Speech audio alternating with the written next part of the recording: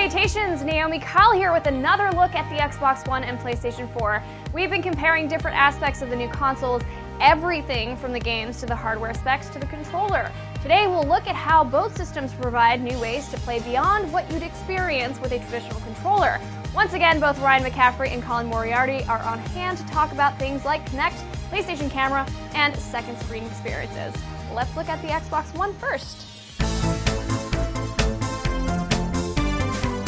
While the first version of Kinect was an add-on to the Xbox 360, the new Kinect is fully integrated with the Xbox One and comes standard with every console.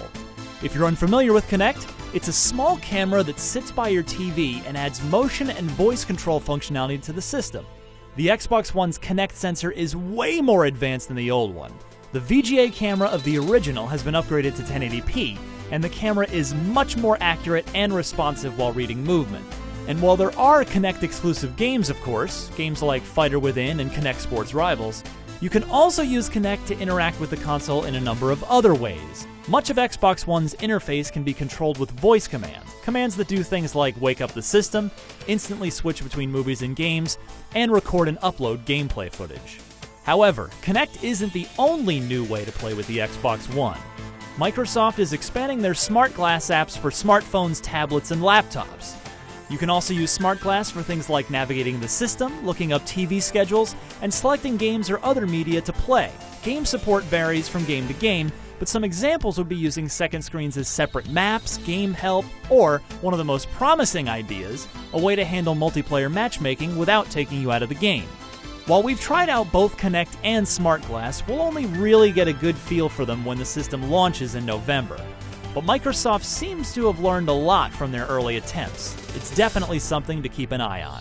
Thanks, Ryan. Of course, Kinect and Smart Glass are exclusive to the Xbox, but similar technologies exist on Sony's side as well. Colin has all the details on the new ways to play with the PlayStation 4.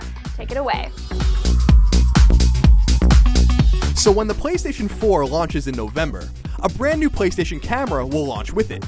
Formerly known as the PlayStation Eye, the PlayStation camera won't come with the console. You'll have to buy it separately for $60. In addition to adding motion and voice control, it also can sense the color of the light bar on the DualShock 4 to judge the position of multiple players, and as expected, it's much more accurate than the previous PlayStation Eye.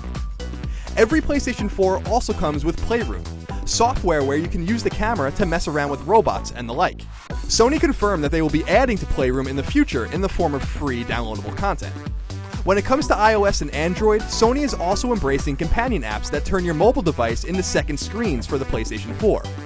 Like Smart Glass, these features will vary from game to game, but Sony specifically mentioned managing profiles and friend lists, game invites, and powering your PS4 on and off over the same Wi-Fi network.